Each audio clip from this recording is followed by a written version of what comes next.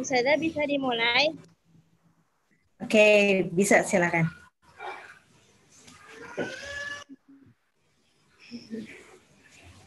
Bisa Ustazah? Ya, silakan.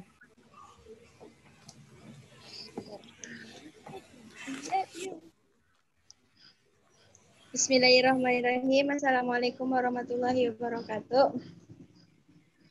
Waalaikumsalam warahmatullahi wabarakatuh.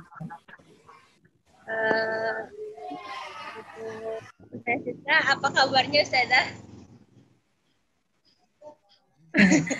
Alhamdulillah baik. Langsung aja ya Ustazah. Kami dari kelompok 3, dari ini tugas wawancara pelajaran klimatologi dan meteorologi dan klimatologi. Tugasnya itu kan wawancara tentang apa sih, perubahan iklim yang berdampak kepada kehidupan manusia dan yang di sekitarnya. Nah, kita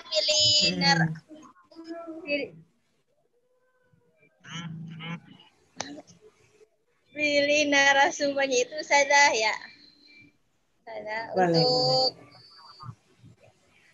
Untuk mulai mungkin dari gimana saja, langsung ke pertanyaan apa gimana?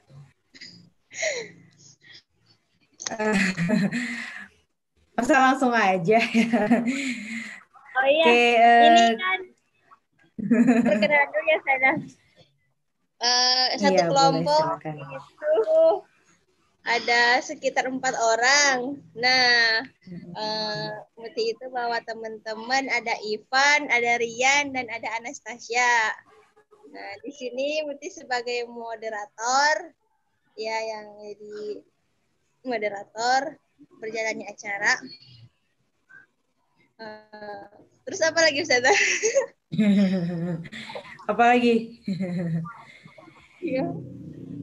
Ya nanti ini ya apa sistemnya nanti kita diskusi saja ya, karena boleh jadi sebenarnya materinya itu kalian sudah paham gitu ya. Jadi di sini kita diskusi aja. Ya.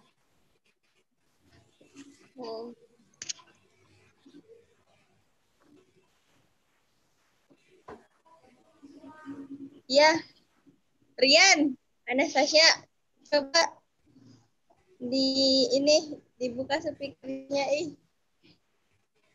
langsung pertanyaan pertama Ustazah, apa gimana? Oh, malah saja. Harusnya Ustazah ya nih yang nanya ke Ivan, ke Rian, sama ke Anastasia. Harusnya Ustazah yang nanya ya.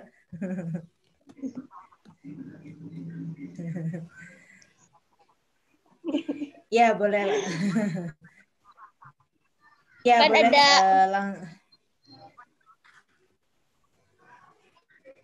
ada 6 pertanyaannya Ustazah. Ya, boleh. Berapa pertanyaan aja lah? Ada sekitar 6 sampai 7 kalau nggak salah. Kita sampai jam berapa Ustazah? Sampai ya selesainya aja. Selesainya aja. Ya. Ya. Ya sampai jam 9 lah. Kalau bisa selesai jam 9, jam 9. Ya. Jadi gimana? Jadi ini tuh temanya tentang medclim ya Ustazah, klimatologi dan meteorologi.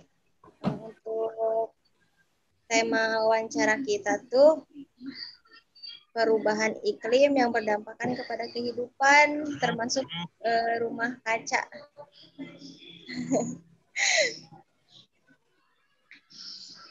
Ya.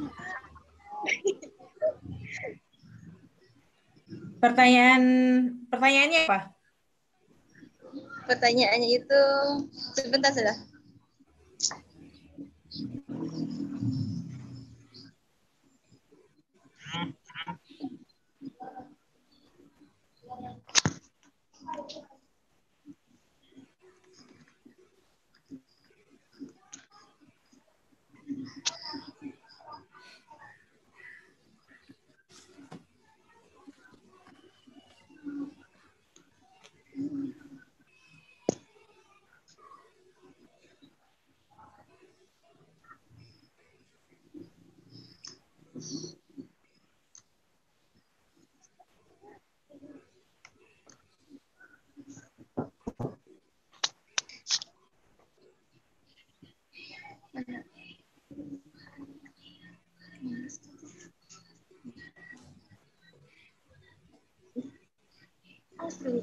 ada 10 pertanyaannya, Ustazah. Wow, banyak sekali ternyata ya.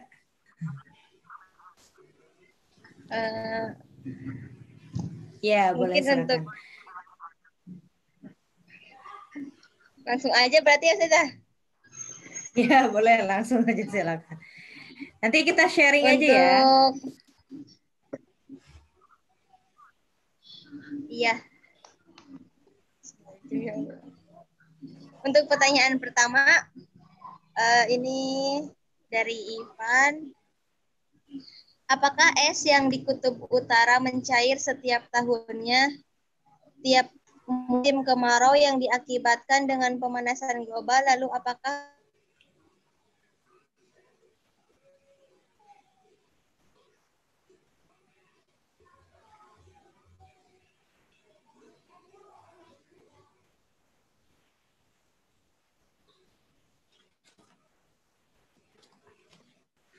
Pertanyaannya? Pertanyaan pertama tentang itu ya, apakah es di kutub utara mencair setiap tahunnya, tiap musim kemarau yang diakibatkan dengan pemanasan global, lalu apakah berdampak dengan ekosistem? Itu ya pertanyaannya ya. Dari Ivan ya? Enggak, dari Rian. Oh, dari Rian. Rian. Mohon maaf Rian. dulu ya. Oke. Mungkin di ininya lagi jaringan mungkin. Oh iya. Oke, dari Rian. Coba kalau kita berbicara tentang ini ya, jadi kita sistemnya di sini diskusi ya. Diskusi boleh jadi apa yang lebih tahu sebenarnya jawabannya dibandingkan dengan Ustadzah gitu ya. Oke, kalau kita berbicara tentang pemanasan global gitu ya, sebenarnya apa sih pemanasan global itu? Kalau menurut Rian, apa coba pemanasan global?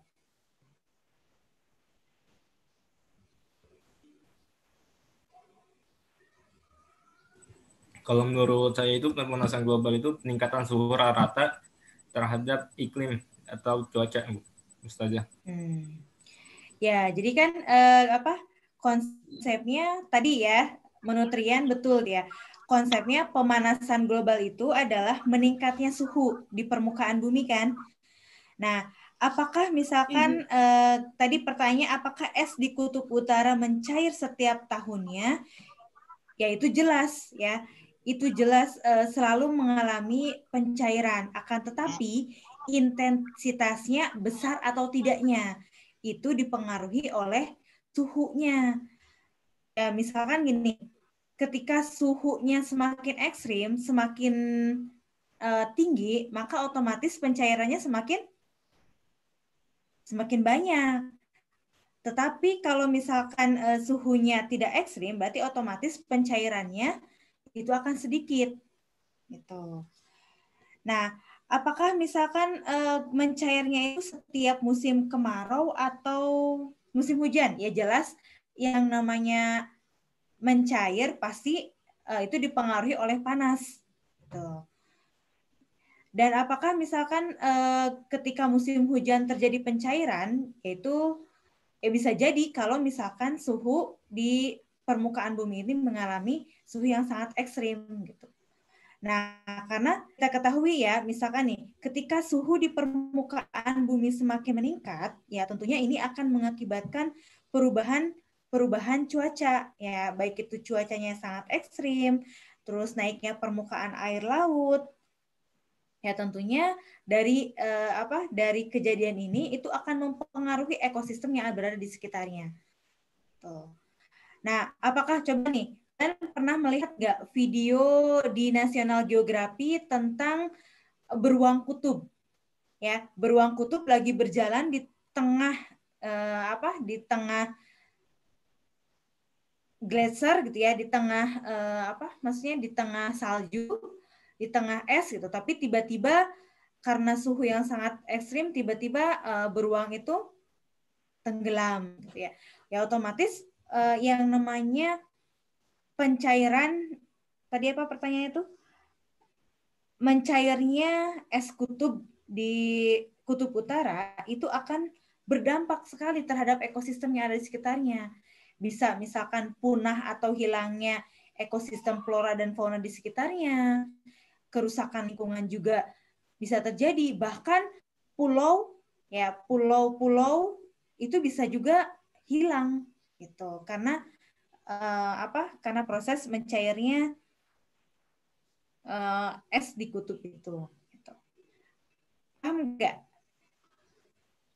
Atau nggak? Paham. Paham. Ya konsepnya gini aja. Kalau misalkan konsepnya es batu aja ya. Konsep lebih kecilnya kita berpikir misalkan es batu. Ketika es batu itu kita simpan di terik matahari yang sangat panas, cepat nggak mencairnya? Ya pasti cepat gitu. Tapi kalau misalkan es batu itu disimpan di tempat yang dingin, ya otomatis pencairannya pun akan lebih sedikit gitu, nggak terlalu intens. Gitu. Ya mungkin itu inti konsepnya gitu ya. Pasti yang namanya di kutub utara itu pasti akan yang mengalami yang namanya pencairan. Itu tergantung dari kondisi suhu tersebut gitu. Suhu di permukaan bumi. Kalau semakin panas, ya kan kita ketahui bahwa pemanasan global sekarang itu sudah menjadi tren yang sangat luar biasa gitu ya. Di mana ya manusia yang banyak menyumbang dari pemanasan global itu sendiri. Ya, mungkin itu aja. Simpel-simpel dulu ya jawabannya. Terima kasih Ustazah. Selanjutnya di sini, apaan pertanyaannya?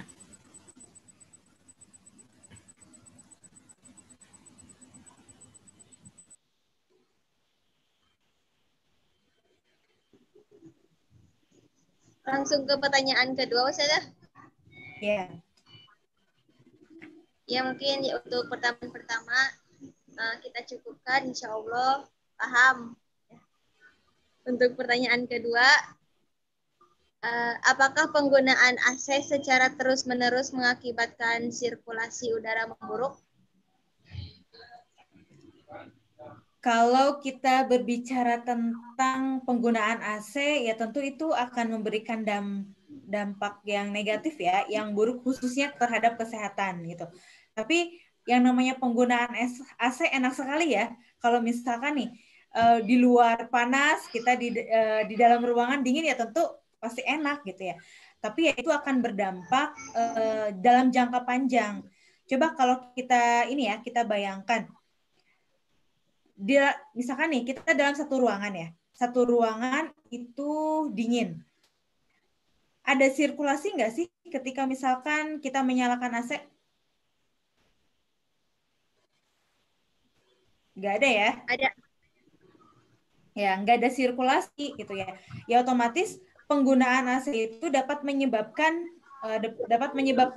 masalah pada sistem sirkulasi udara. Kenapa? Karena kalau misalkan kita lihat nih, kita tahu bahwa ruangan dengan AC itu dibuat rapat ya, dibuat rapat tanpa ventilasi.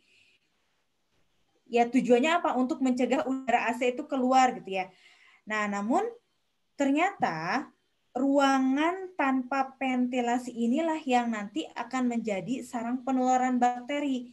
Contohnya nih, misalkan apa ya? Kan yang namanya sirkulasi udara itu ya, sirkulasi udara di dalam ruangan itu ketika misalkan nih, kita misalkan berlima di ruangan yang tertutup, ya. Ketika salah satu dari 5 orang ini misalkan Muti memiliki penyakit, ketika ditularkan di ruangan yang sama, itu akan mudah nggak terserangnya?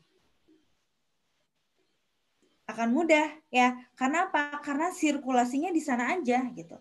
Tapi karena nggak ada ventilasi gitu ya. Tapi kalau misalkan ada ventilasi, ya otomatis ya misalkan ketika batuk memiliki penyakit dan lain-lain, ya otomatis akan ya istilahnya ada sedikit ruang gitu. Paham nggak maksudnya? Bayangkannya ini aja, kalau misalkan nih kita di satu ruangan nih, misalkan berlima satu ruangan ya, satu ruangan berlima. Enak nggak kalau misalkan di luar kondisinya panas tapi di dalam dingin?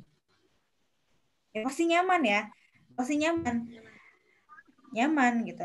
Tapi akan tetapi ketika misalkan suatu kondisi, misalkan salah satunya misalkan terkena memiliki penyakit aja. Nah, otomatis penularan penyakitnya itu akan lebih cepat. Karena apa? Karena sirkulasinya di sana aja. Misalkan ketika batuk ya otomatis akan penularannya itu akan cepat. Gitu.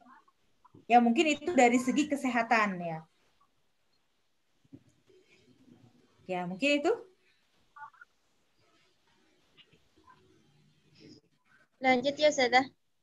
Ya, silakan. Untuk pertanyaan ketiga, bagaimana dampak pemanasan global di Kutub Selatan? Apakah sama dengan Kutub Utara? Konsepnya sih, kalau kita lihat Kutub Utara itu dominannya banyak industri, ya enggak? Kalau di Kutub Selatan itu jarang sekali atau misalkan tidak adanya sedikit sekali ya aktivitas manusianya. Kalau di Kutub Utara itu kan banyak sekali aktivitas manusia, contohnya industri-industri. Nah, sehingga tadi pertanyaan dampak pemanasan global di Kutub Selatan dengan di Kutub Utara itu berbeda. Kalau misalkan di Kutub Utara itu pemanasan globalnya lebih diakibatkan karena aktivitas manusia dari industri-industri. Nah, sedangkan kalau di Kutub Selatan itu pemanasan globalnya itu diakibatkan karena proses alam itu sendiri. Karena kita ketahui kan dominasi penduduk atau aktivitas manusia itu rata-rata di wilayah Kutub Utara. Mungkin itu simpelnya. Pas berbeda ya. Berbeda antara Kutub Utara dengan Kutub Selatan. Oh ya, mohon maaf Ustazah menanya, apakah di Kutub Selatan kalau di musim kemarau itu esnya akan mencair apa tidak? Nah, kalau masalah di Kutub Selatan mencair atau tidaknya, ya tentunya akan memberikan dampak sedikit gitu ya. Berbeda dengan di Kutub Selatan, di Kutub Utara gitu ya. Karena kita ketahui kan munculnya pemanasan global itu dimulai dari karena adanya revolusi industri. Ya, kalau kalian lihat sejarah asal mulanya pemanasan global itu, gitu ya. Jadi karena dimulai dengan karena adanya proses itu, gitu ya, revolusi industri. Kalau misalkan di Kutub Selatan itu musim kemarau bisa mencair atau tidak, itu tergantung dari suhunya. Ya, jadi tergantung dari apa penyebab dan pengaruhnya. Gitu. Sebenarnya sih mencair dan tidaknya itu tergantung dari kekuatan kekuatan lingkungannya, ekstrim atau tidaknya suhu tersebut. Tapi ya yang namanya musim kemarau, apalagi kondisinya sekarang dengan kalau dulu di wilayah contohnya iklim tropis saja. Di wilayah iklim tropis itu kan harusnya sejuk gitu ya dengan banyaknya pohon-pohon, tapi ya sekarang kondisinya seperti ini. Berarti itu pohon-pohon sudah tidak ada gitu ya, sudah ditebang dan lain-lain ya tentunya akan menyebabkan pemanasan global semakin tinggi.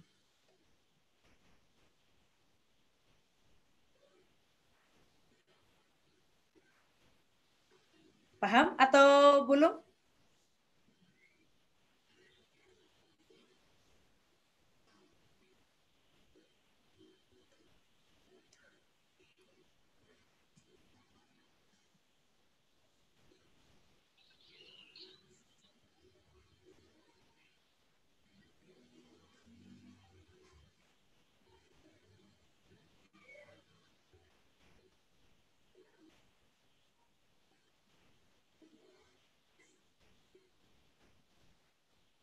Oke, jadi ya ini ya variasi yang kuat dalam suhu di wilayah ini tuh mungkin terjadi tanpa efek dari aktivitas manusia ya, tapi melainkan dari terkait dengan emisi gas rumah kaca yang sangat luas. Ya. Lanjut sudah. Oh iya, silakan. pertanyaan keempat berarti ya sudah. Untuk pertanyaan keempat, apakah lapisan es kutub mencair mengakibatkan bertambahnya variabilitas suhu udara di dunia? Oke. Ustazah mau tanya dulu, variabilitas suhu udara itu apa? Ivan, Rian. Ya, Ivan, Itu Rian. yang bikin pertanyaannya. Variabilitas itu apa? Variabilitas itu sama dengan anomali iklim atau bukan? Atau apa?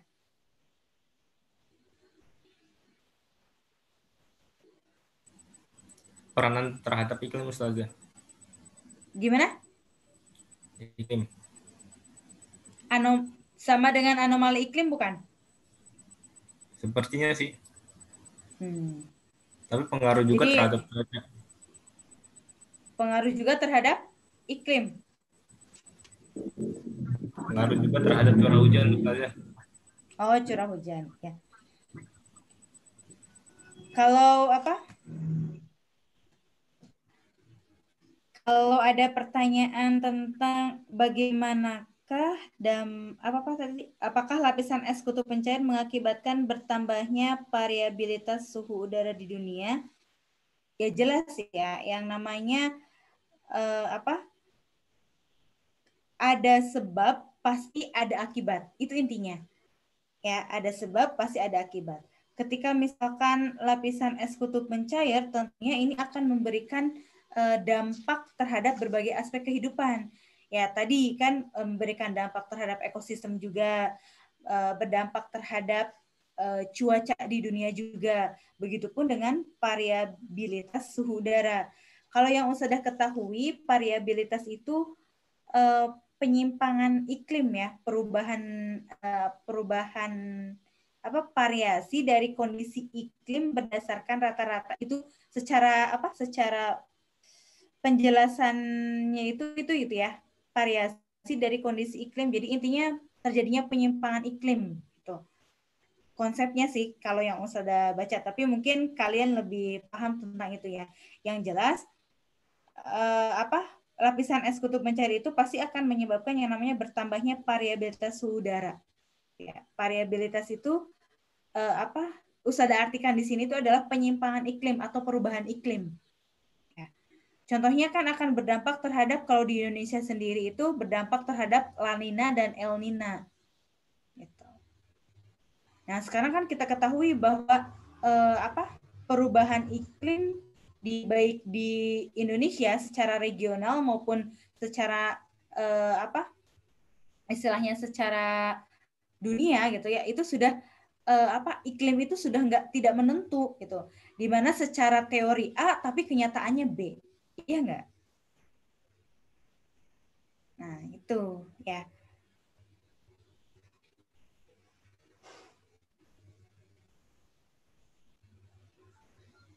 Ya itu saja.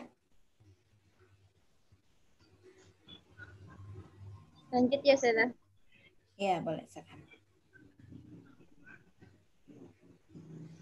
Untuk pertanyaan selanjutnya, apa dampak terbesar yang merugikan makhluk hidup akibat pemanasan global? Dampak terbesar yang merugikan. Dampak terbesar yang merugikan ya tentunya rusaknya ekosistem ya, punahnya flora dan fauna gitu. Terus misalkan suhu di permukaan bumi semakin lama akan semakin ekstrim, ya permukaan air laut akan semakin meningkat gitu ya. Sehingga kemungkinan ya pulau-pulau kan bisa yang namanya bisa hilang gitu ya. Yaitu dampak yang paling besarnya gitu. Adanya intensitas kekeringan, gagal panen, kelaparan gitu, munculnya jenis penyakit, terus terjadinya berbagai kepunahan beberapa spesies, itu tentunya dampak terbesar dari pemanasan global itu sendiri.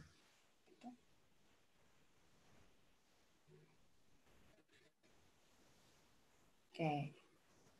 Itu saja.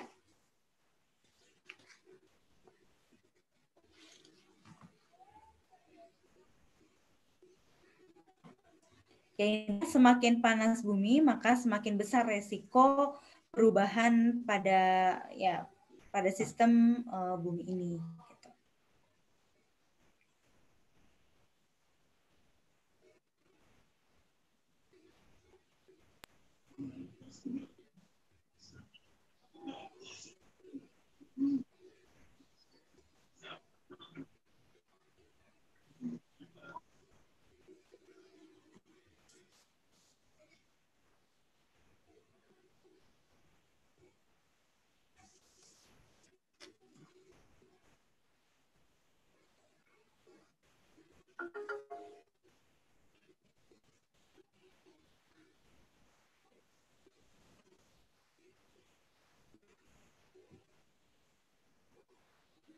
Oke, mungkin langsung lanjut?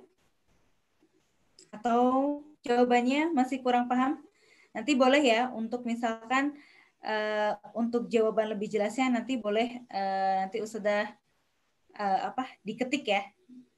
Jadi lebih ini nanti.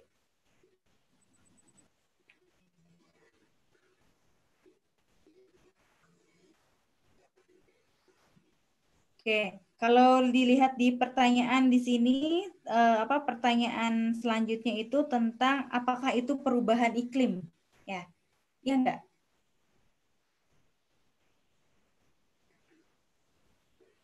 Iya, Ustazah. Ya, oke. Apa itu perubahan iklim? Ya, tentunya yang namanya perubahan itu berarti berubah. Kalau disambungkan dengan perubahan iklim berarti terjadinya perubahan kondisi iklim di dunia, ya. Ada iklim kan, ada iklim dan ada cuaca. Kalau misalkan cuaca itu kan ruang lingkupnya adalah kecil, atau misalkan dalam waktu yang singkat, ya. Sedangkan kalau iklim itu berarti perubahannya ruang lingkupnya lebih besar dan waktunya itu lebih lama. Gitu. Berarti kalau yang namanya perubahan iklim itu berarti perubahan pada jangka waktu yang panjang dalam apa? Dalam pola cuaca rata-rata baik secara global maupun secara regional. Nah, di mana perubahan pola ini dan intensitas unsur iklim dan perubahannya itu waktunya juga sangat lama. Nah, sehingga kalau misalkan kita definisikan perubahan iklim itu apa, yaitu perubahan secara besar karena kan lingkupannya kalau iklim itu lebih luas ya, lebih secara global.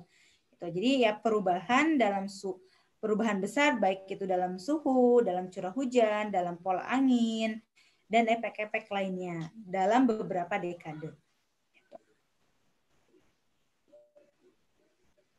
Nah, mungkin itu perubahan iklim. Simple aja, perubahan iklim itu apa? Yang namanya berubah, yaitu kan terjadinya yang namanya sebuah dinamika iklim. Gitu. Apakah misalkan setiap wilayah itu akan mengalami yang namanya dinamika iklim? Ya jelas, gitu. Karena itu tergantung dari kondisi alam itu sendiri. Gitu. Dan tentunya aktivitas manusia akan mempengaruhi dari iklim itu sendiri.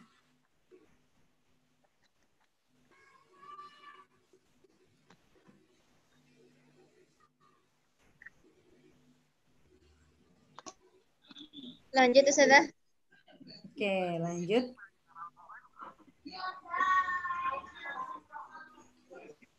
Apakah perubahan iklim sudah terjadi dan apakah ada bukti yang menandakan perubahan iklim? Apakah perubahan iklim itu sudah terjadi? Jelas sekali ya. Apa buktinya? Buktinya coba. Sekarang yang kalian rasakan apa? Kondisinya lebih sejuk atau lebih panas?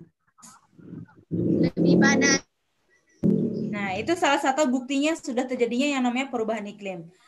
Selanjutnya, kalau misalkan kita secara teori nih, di Indonesia sekarang itu harusnya musim hujan atau musim kemarau? Musim hujan. Tapi kenyataannya atau apakah setiap wilayah di Indonesia itu musim hujan atau musim kemarau? Wilayah di seluruh wilayah Indonesia itu harusnya musim hujan. Ya, musim hujan ya. Nah, tapi ada beberapa tapi kalau misalkan kita lihat secara teori ya, secara teori musim hujan itu dari bulan apa sampai bulan apa? Bulan Oktober sampai Oktober sampai April. Sampai Maret. Jul. Ya, sampai Maret. Sampai Maret atau sampai April, ayo. Iya, sampai April. Sampai April. Sampai April atau Maret? Ayo, baca lagi ya. Iya, antara keduanya aja deh. Nah, itu kita bisa lihat perubahan iklim sekarang itu, yaitu salah satunya terjadi misalkan yang kalau misalkan dalam bahasa itunya terjadinya pancaroba ya. Pancaroba itu adalah di sesuai teori itu A, tapi pada kenyataannya B. Gitu. Terus sekarang banyak sekali misalkan prediksi-prediksi dari BMKG terkait misalkan cuaca itu kadang tidak terjadi. Gitu. Nah itu yang namanya salah satunya perubahan iklim yang sudah terjadi gitu dan buktinya itu. Nah selain itu misalkan kita ketahui misalkan dengan meningkatnya suhu disertai perubahan cuaca, itu salah satu buktinya. Terus perubahan curah hujan yang semakin tinggi dan menyebabkan banjir, itu juga salah satu akibatnya. Hujan yang intens, gelombang yang panas lebih sering, itu salah satu bukti terjadinya perubahan iklim. Atau kondisi sekarang nih, yang seharusnya kita bisa merasakan yang namanya ada sejuk, gitu ya. Tapi kenyataannya ya dari pagi sampai sore itu panas aja yang dirasakan gitu. Ya mungkin itu salah satunya. Kalau misalkan secara teori sih naiknya suhu lautan gitu. Kalau kita lihat nih, misalkan berkurangnya lapisan es itu juga kan salah satu bukti terjadinya perubahan iklim.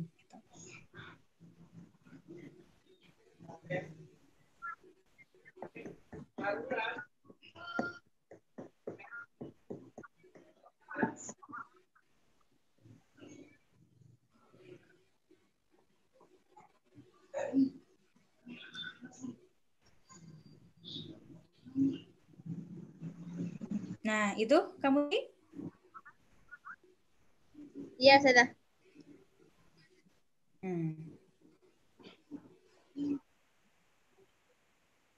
Kalau emisi karbon dioksida itu apa ya Ustazah dan apa hubungannya dengan perubahan iklim?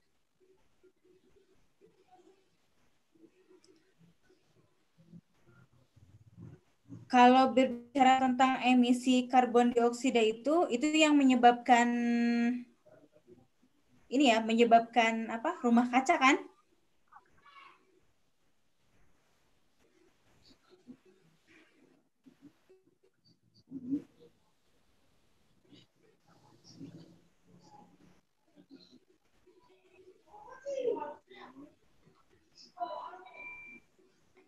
Apa coba?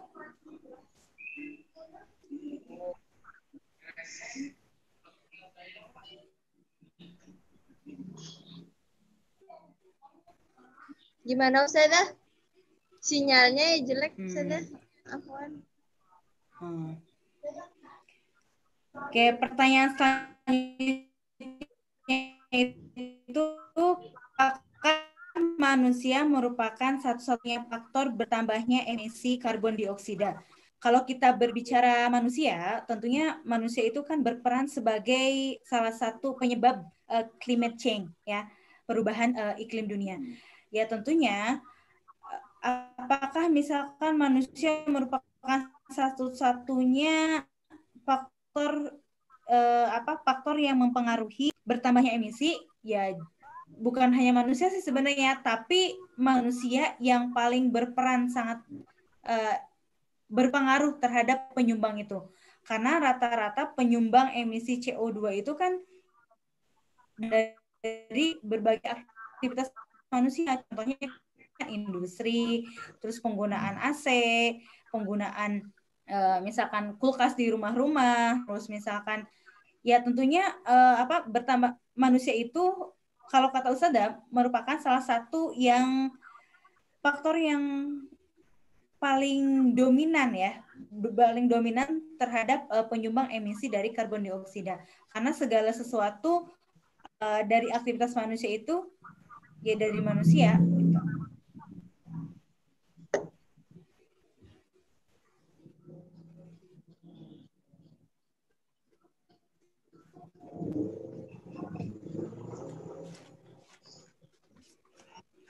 Udah ke ini nggak ketangkep nggak jawabannya? Atau Iya. masih ini?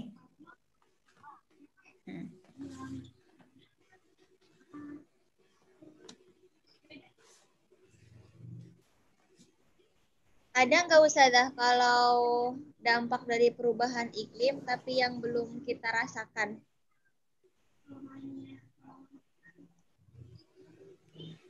Adakah dampak yang mungkin sudah Dampak terjadi perubahan. tapi tidak dirasakan oleh masyarakat? Tapi tidak dirasakan, contohnya apa ya? Contohnya, adakah dampak yang mungkin sudah terjadi tapi tidak dirasakan? Tidak dirasakan. Contohnya misalkan ini. Apa ya? Adakah dampak yang mungkin sudah terjadi tapi tidak dirasakan oleh masyarakat? Maksudnya masuk pertanyaannya itu bagaimana nih? Adakah dampak yang mungkin sudah terjadi tapi tidak dirasakan? Oh, jadi masyarakatnya nggak sadar atau nggak sadar itu tuh penyumbang pemanasan global atau gimana? Iya, sudah. Contohnya yaitu misalkan apa ya? Misalkan ini nih, kalau kegiatan industri kan udah jelas ya. Misalkan ini penggunaan listrik secara boros. Kita ketahui kan kalau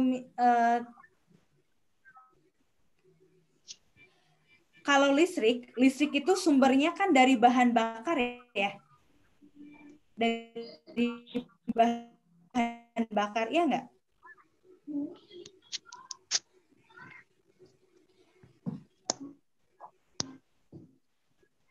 Ya mungkin salah satunya tadi penggunaan listrik yang secara berlebihan, ya penggunaan listrik secara berlebihan, karena kan kita ketahui bahwa listrik itu ya tenaga listrik itu kan dari bahan bakar apa sih namanya tuh, dari batu bara kan? Iya.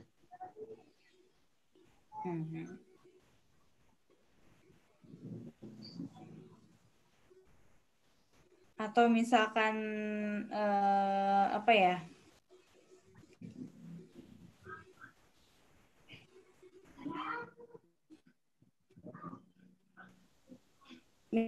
Misalkan ini dampak yang mungkin sudah terjadi tapi tidak dirasakan oleh masyarakat. Ya misalkan ini ya, pemborosan listrik itu bisa jadi salah satu ini ya, dampak yang mungkin sudah terjadi tapi tidak dirasakan oleh masyarakat. Misalkan karena tidak, misalkan tadi ya, pemborosan listrik, misalkan model rumahnya kan sekarang lebih suka orang-orang itu membangun rumah yang banyak kacanya dibandingkan banyak temboknya. Terus misalkan penggundulan hutan, gitu ya. Sebenarnya penggundulan hutan itu salah satu penyumbang dari pemanasan global. Misalkan bahan bakar dari kendaraan ilegal. Gitu.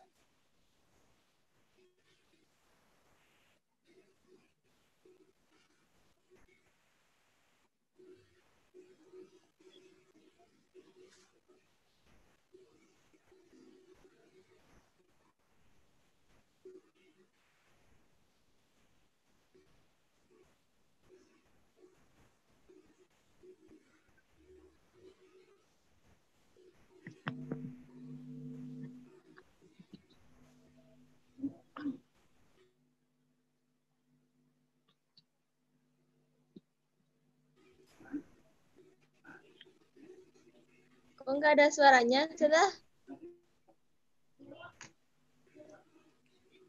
Tes. Ada? Ada. Ada. Ya, itu mungkin penjelasannya. Sudah paham atau belum? Maaf Ustazah. Gimana yang lain paham? Maaf, mungkin maksud dari pertanyaannya itu dampak dari pemanasan global itu kan orang mengetahuinya itu bahwa ada perubahan iklim. Hanya itu saja yang mungkin yang diketahui oleh masyarakat umum. Apakah ada perubahan dampak-dampak kecil yang mungkin ada, cuma belum disadari oleh masyarakat umum, hanya diketahui oleh segelintir orang.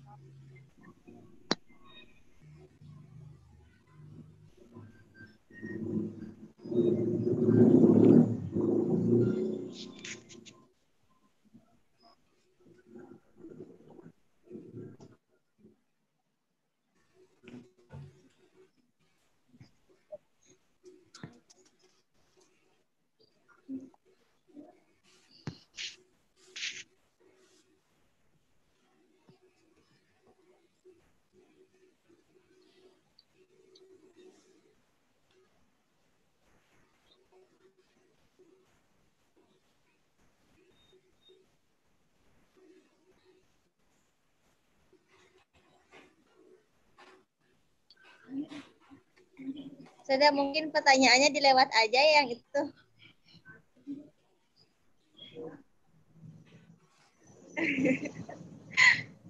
Lanjut ke pertanyaan. Pertanyaan yang itu.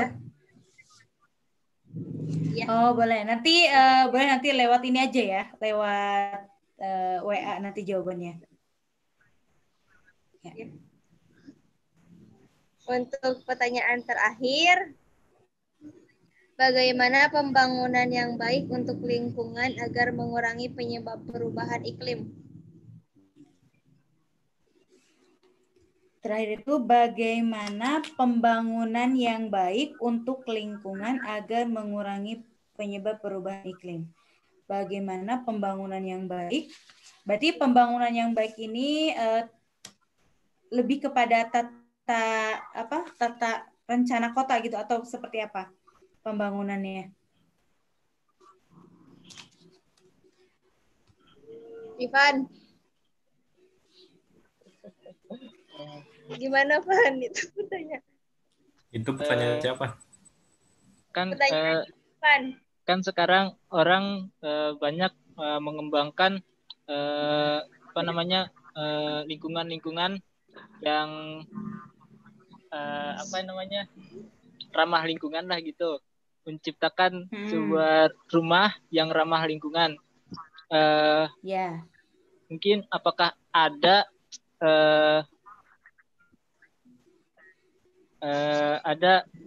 cara pembangunan menurut Ustazah yang mungkin baik untuk lingkungan? Jadi mungkin ini sistemnya lebih kepada sustainable ya, pembangunan berkelanjutan.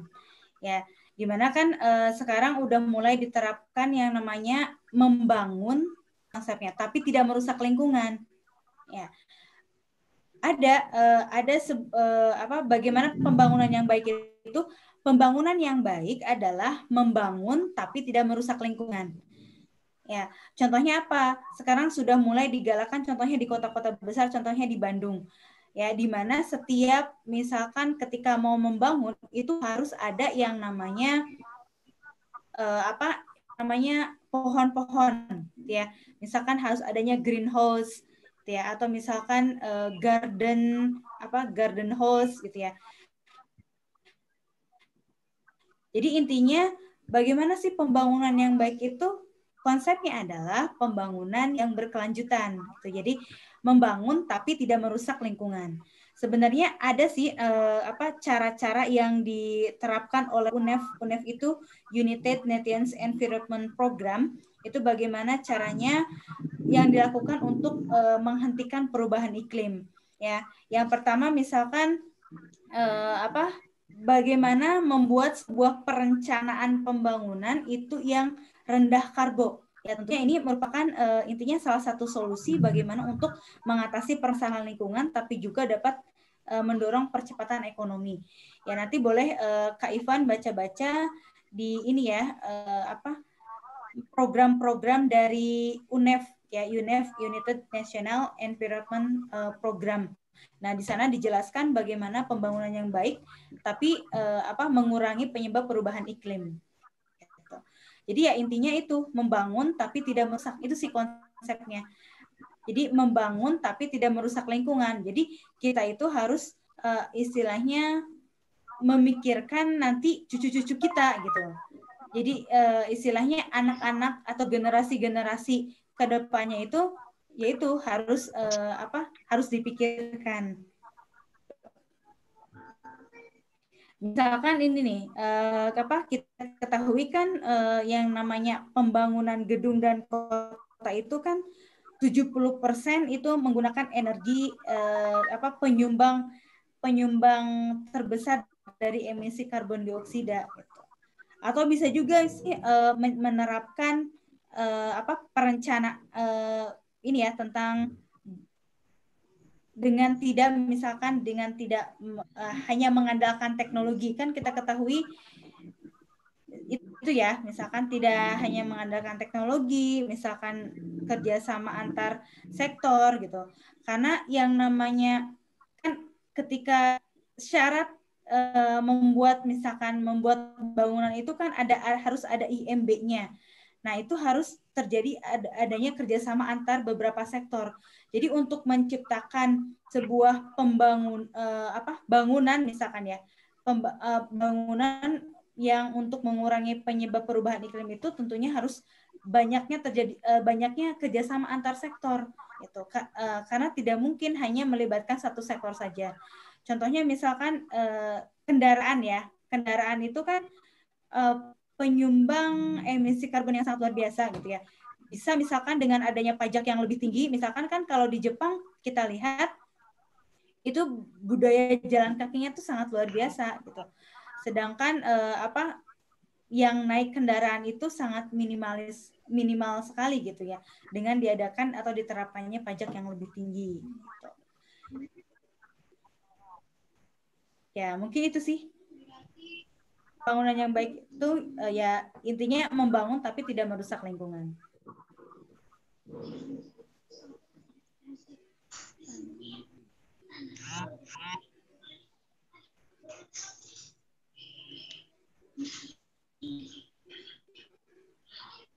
Berarti menggunakan teori AMDAL ya Ustazah?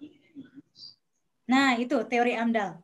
Contohnya kan misalnya nih, kenapa sih di lapangan sepak bola tuh, di lapangan sepak bola itu ditanam pohon-pohon. Nah itu bukan berarti hanya sebagai hiasan, tapi di sana ada fungsinya. Ada fungsinya misalkan untuk menahan dari angin dan lain-lain. Ya konsepnya AMDAL betul.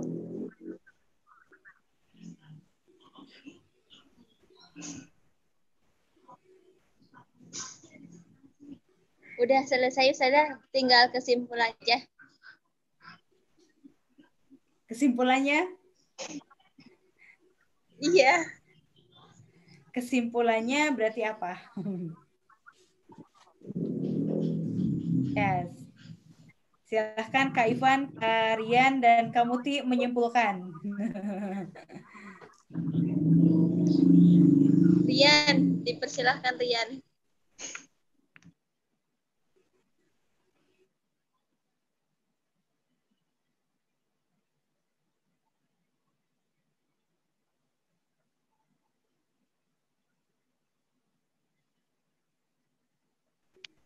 Berarti untuk perubahan iklim termasuk pemanasan global itu lebih banyak dampak negatifnya ya sudah.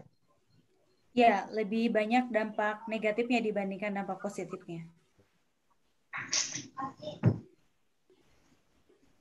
Oke, nanti untuk jawaban yang kurang puas, nanti boleh ini aja ya, lewat WA aja. Nanti Ustazah kirimkan buku-bukunya, ya, materi-materinya insya Allah nanti lengkap. Jadi biar kalian bisa baca. Karena kalau misalkan di Zoom seperti ini, ya mungkin karena terkendala sinyal dan lain-lain, jadinya kurang jelas atau kurang paham. Nanti insya Allah Ustazah kirimkan file-file yang mendukung tentang materi yang tadi kalian sampaikan.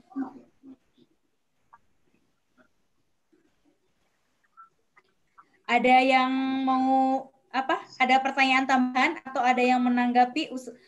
Ini kayaknya kurang jelas deh Ustazah. Coba dijelaskan lagi. Atau misalkan jawabannya kok kurang puas atau misalkan jawabannya kok enggak ini gitu. Nanti boleh nanti silakan disampaikan aja. Ya. Gimana Ivan, Rian, Ana? Cukup jelas atau kurang dari memuas? Ivan dulu. Dari Ivan dulu silakan. Ivan, bagaimana tanggapannya? Kurang puas atau ini? Atau ada pertanyaan yang masih bingung dan kurang jelas? Nanti insya Allah Ustazah dilengkapi. Ya. Gimana, Van? Mungkin ada ya, yang itu ya, yang tadi ya, yang mana sih? Yang apa? Yang mungkin dampak kecil itu, Ustazah. Oh iya, ya. Setelah nanti ya dampak kecil ya, yang itu. Ya nanti coba Ustazah ini ya, coba Ustazah jawab nanti kalau nggak lewat ini, nanti lewat WA aja. Ya. Udah itu aja, Van? Ya, sudah. Kalian ada tambahan atau ada sesuatu yang masih kurang jelas?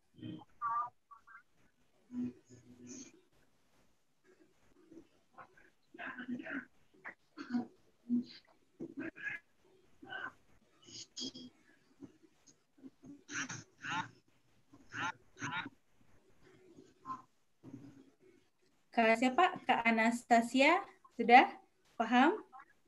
Kak Muti sudah ada lagi? Mungkin pada pahamnya Ustazah. Ya sebenarnya sih kalian lebih ya boleh silakan. Sebenarnya kalian lebih menguasai ya dibandingkan dengan Ustazah.